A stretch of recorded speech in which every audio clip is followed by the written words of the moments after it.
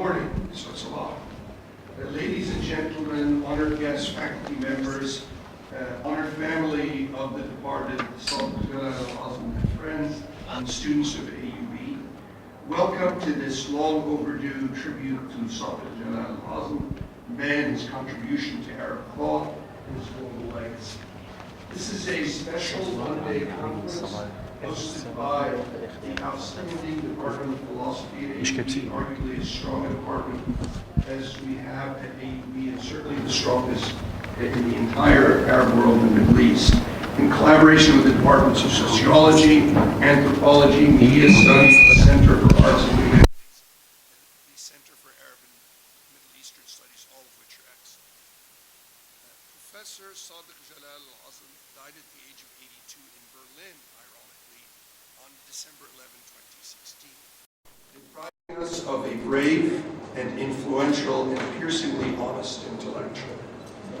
The public intellectual, which was the feature of this university for so long and has now become a dying breed, but we're heartened by the example of some extraordinary young people, was exemplified in many ways by Dr. Al-Azem, who was a figure of great influence and seminal writings and was never afraid of wading smack dab into the middle of controversy, whether with his groundbreaking book, Al-Azem,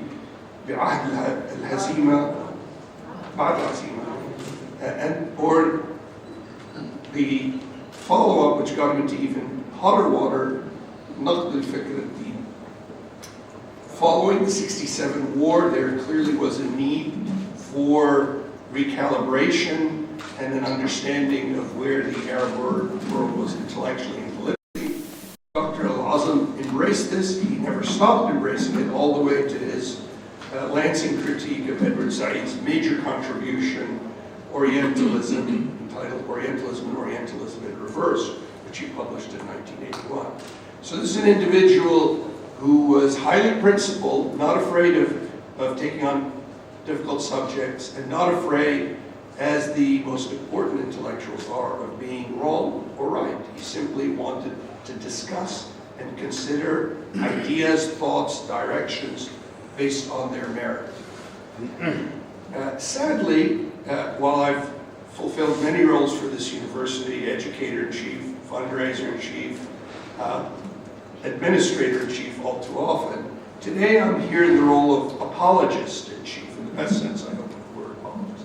Because in 1969, under enormous pressure from the religious authorities, after the publication of Naqd al-Fikr, which was building ever since his first book, criticizing Arab conduct and intellectual thought leading up to and through the '67 war, a storm exploded centered around Professor Al-Azem, and he was sent to jail.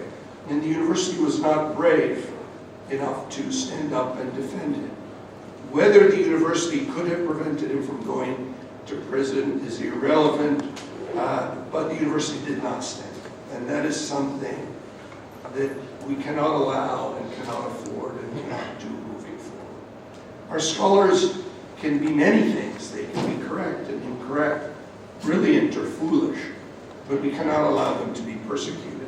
And this was persecution for intellectual courage and intellectual deviation from the norm, which is, after all, what we pay and encourage and enhance the lives of our scholars to do. I've often said to our faculty, I don't want you to worry about your retirement plan, your housing, your salary, well, maybe that one.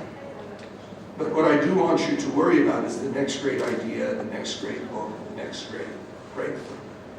And in this case, we set an example that we should not be proud of. This is not a criticism of the administration. It's simply an acknowledgement that under pressure at that time, they did buckle to pressure. And we, I'm sure, will make mistakes. But in this case, failing to take a stand in support of a faculty member is something that I and we as a university regret. And I sincerely apologize for this mistake. The loss of individuals of courage and of character diminishes an intellectual community. A philosophy graduate of AUB and Yale, Professor Al-Azem was most definitely such a member and a leader of the intellectual community. He was a ferocious and fearless champion of intellectual freedom and free speech. Some have called him a fundamental contrarian. A fundamental contrarian. In the academy, that often is a badge of honor and of distinction.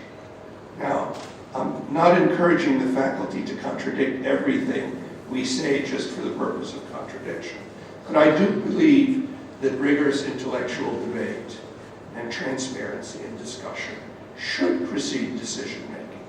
The decision is finally the responsibility of the individual at that point, but discussion should always be free, and deviation from that discussion is not acceptable. Until Professor Al-Azem's expulsion from the region following a number of controversial positions that he took, and he, as I understand it from his good friend, Dr. Jalal, he really loved the free intellectual environment of West Beirut. He always found a way of operating with his integrity and his authenticity intact, despite being, I am sure, fully aware that the watchful eye of the authorities whose values and methods he diametrically opposed was constantly on him. While it landed him in much trouble that he bore with great resolution, he never allowed himself to be silenced, and his integrity really burst through in every word of the rich legacy of his writings and interviews. In this university, this is a principle that we must always hold dear. We want to host fierce open debate without resort to violence or threats of violence, without causing some to feel oppressed or repressed. But ideas have to be tested, proven, adopted, or rejected based on their validity, not on who holds them better. We do want to create this bold space for students and for faculty to explore the boundaries of their knowledge and boundaries of their personalities. We want them to share that space with their peers who may have come from the other side of the world or the other side of the street that might divide one Lebanese community from its neighbors. After all, AUB has been a wonderful host for Arab nationalism, communism, Lebanism, and so many diverse streams, Syrian social nationalism, so many contradictory streams that pour into this great river. And to do that, we always have to protect the intellectual.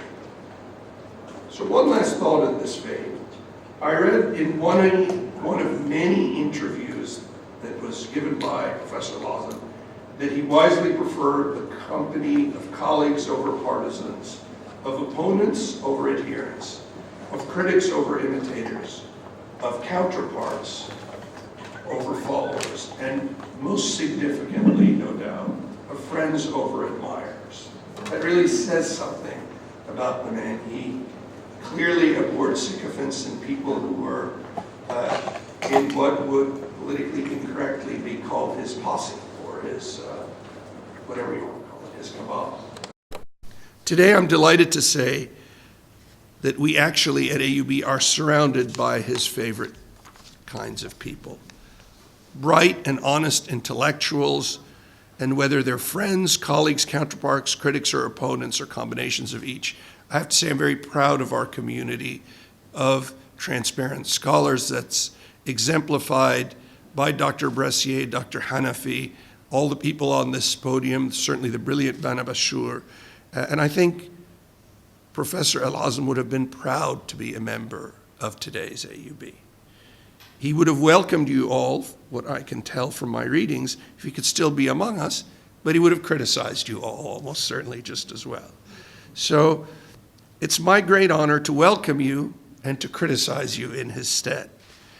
I'm delighted to be here. I wish you a very successful and stimulating series of discussions in memory of a truly original and thoughtful man. I think this is timely, it's important to do, it's courageous, so I want to thank you and say, well done.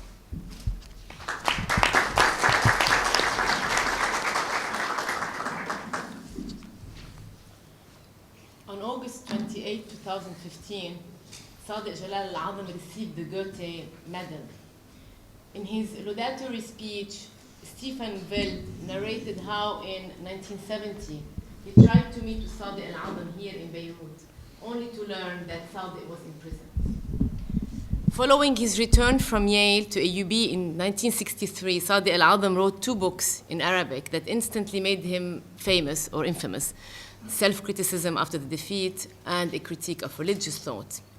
It is the latter that was responsible for placing him in detention for a week in the first month of 1970 in Sijn al-Raml in Beirut. The Mufti of Beirut took offense at Sadiq's critique and accused him of having incited confessional discord. At the time of the unfolding of these events, Sadiq Al-Azem was no longer a faculty member at AUB. I think we all need to understand this. In the early months of 1968, the AUB administration had decided that the contracts of 23 faculty members at AUB will not be renewed. Sadiq Al-Azem was one of them. Born in Damascus, Sadiq Al-Azem completed his high school education at the Girard Institution in Saida, joined AUB where he graduated with a BA in philosophy with distinction. He then went to Yale where he received his PhD in 1961. His dissertation was entitled The Moral Philosophy of Henri Bergson. He taught at Yale, Hunter College, and the University of Damascus before joining the Department of Philosophy at AUB in 1963 as an assistant professor. When the decision for the non-renewal of his contract became public in March 1968, the AUB student newspaper Outlook published the contents of an exchange of letters between the acting chair of the Department of Philosophy, Professor Richard Scott, and Professor Al-Azem.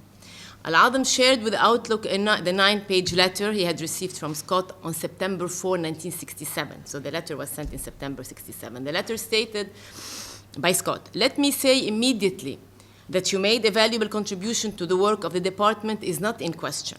As a teacher, you have been and are well liked by your students. As a member of the faculty, you certainly enjoy widespread affection and respect among your colleagues.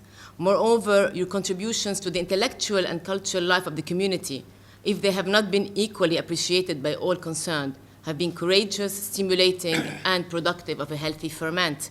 Of late, you have also devoted much time to writing. The fact that much of what you have written has been accepted for publication shows that you have made a good beginning and that you are, to say the least, worthy of encouragement."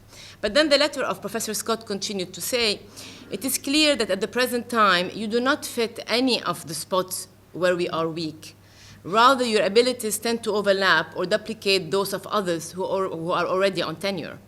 My hope," he concludes, "would be that you go abroad and develop your talents among some other line we are apt to have continuing need for several years." The same article in Outlook included a 4-page letter from Professor Al-Azem to Professor Scott, disclosed by Professor Scott. It says, this is Al-Azem speaking now, "Until now, absolutely no one has been able to explain to me why I was not allowed to finish my 6 years of probation in the Department of Philosophy before having had the chance of getting a fair hearing to obtain tenure appointment by all responsible authorities."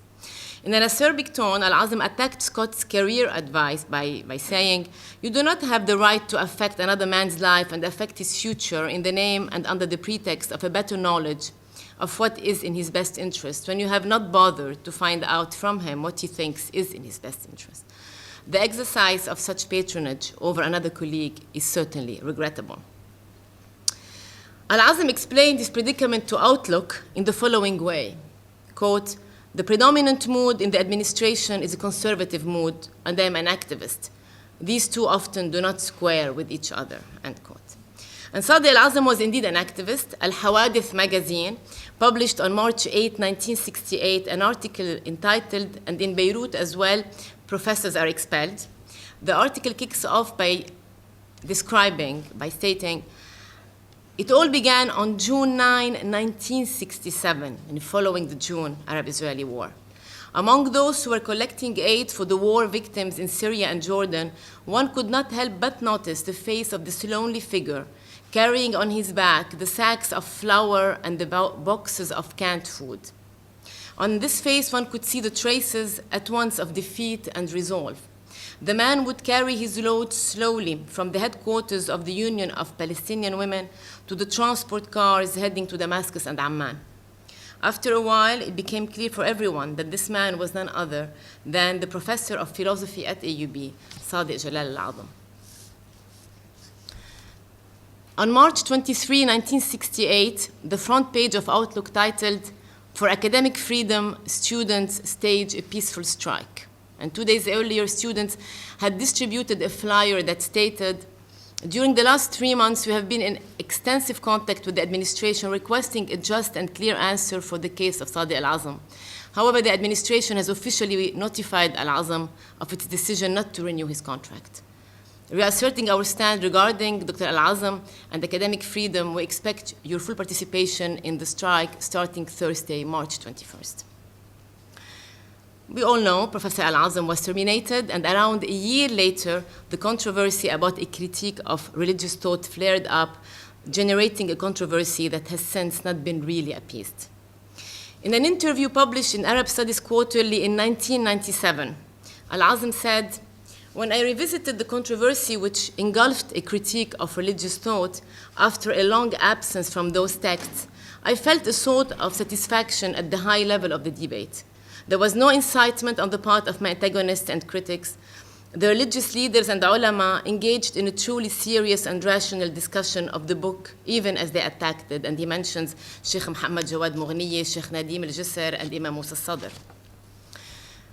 He continued, "I have to admit that at no time during the embroiled and complex controversy did I feel my life to be in danger, even though the book and myself served as a grist for the mill of Friday sermons, whose tone was frequently quite extremist. It should also be noted," he said, "that despite the rise of Islamic fundamentalism and despite the sectarian dimensions of the Lebanese civil war, a critique of religious thought has been continuously available on the market for over 25 years, the last printing being in 1997, end quote. When Salman Rushdie's The Satanic Verses was published in 1988, Al-Azem was one of few Arab authors who dared to clearly pledge themselves to this book and to condemn the politically motivated fatwa of death decreed by Imam Khomeini. Sadiq always stirred up controversy, but as he told his interlocutor in an interview that was published in the Journal of Palestine Studies in 1998, "I don't go out of my way to stir up hornets' nests, nor do I knowingly bait my intellectual adversaries, some of whom are personal friends, with critiques. I deal with and become engaged in thorny issues that are taboo or prohibited at times. Occasionally, I take topics that come up in private discussions into the public domain when no one else dares to do so. I believe that to keep such issues out of the public realm is very costly to us now and in the future, as it involves a form of self-deception, a way of being false to oneself. As for me, my patience with self-deception and hypocrisy was exhausted long ago, so I shall continue to poke my finger into sore spots when I think it necessary and when I see that ignoring the issue will involve a certain loss." Throughout his life, Al-Azem's work reflected both breadth and depth of knowledge and immense intellectual courage. 50 years, it's 50 years. 50 years after these events, we are meeting today at AUB to discuss his life and legacy. The values he stood for, exemplified by the life he chose to live, are more relevant than ever. The almost redemptive quality of this event is a testimony to the values that AUB stands for. While we, individuals, are not infallible, AUB's deeply entrenched commitments will always carry the day. I'm grateful that the Department of Philosophy at AUB, Sadiq's home department, has taken the initiative to honor him. It was long due. A last word to thank the organizers, Professors Bana Bashour, Ray Brassier, Sari Hanafi, thank you, and thank you all for coming.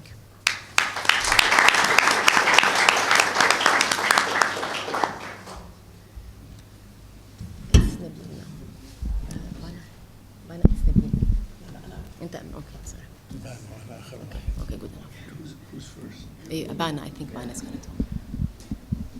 So, when I first joined AUB over a decade ago, I was thrilled to be getting my dream job, pursuing an intellectual discipline I love, having wonderful colleagues, and doing it all at my alma mater in my hometown.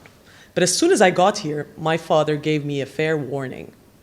He noted that when he had been an undergraduate at AUB, his philosophy professor was a towering intellectual, a charismatic, passionate, brave, and outspoken critic of injustice. I had some very big shoes to fill. Not only that, but actually both my parents met in Professor Sadiq Jalal Al-Azem's Introduction to Philosophy course, so I suppose I owe him a lot. While I stand before you grateful for my lot, Professor Al-Azem was not as lucky. I've had generous, supportive colleagues, and that's the only reason I've made it this far. He, on the other hand, only had his students as his biggest fans. Well, that's not really precise, since by his students, I don't mean the ones enrolled in his class. Apparently, that would be a small pool of winners of a very bloody war over who gets to register for those very limited spots. But I mean those that attended the parallel sessions he had in Faisal Restaurant across AUB's main gate. He never seemed to stop teaching, because the discussions in his class would turn into discussions under the trees, at the milk bar, or at his favorite restaurants. And those included students from all over campus, not just the ones registered. He was living the life of an educator to its fullest, and never drew the line between his philosophical training and where his philosophical training ended and where his own life began. When he tackled any subject, no matter how taboo, he approached it with the clarity of thought and intellectual honesty any admirable interlocutor ought to have.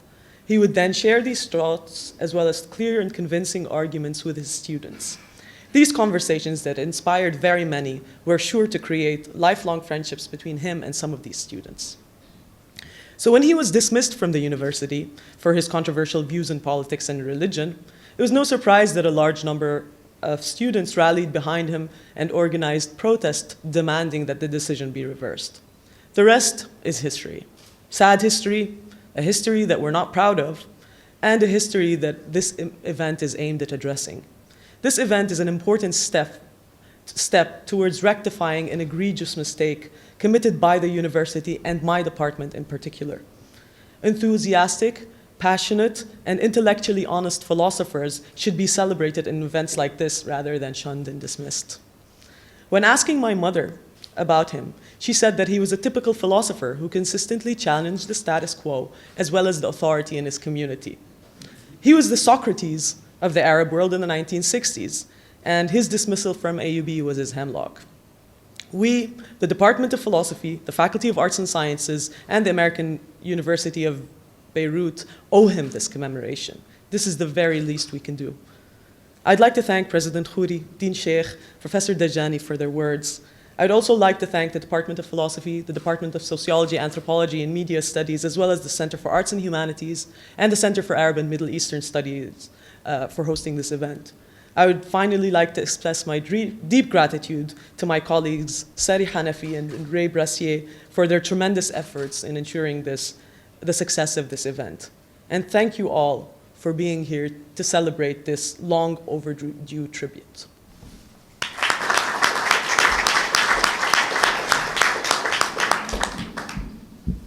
I don't.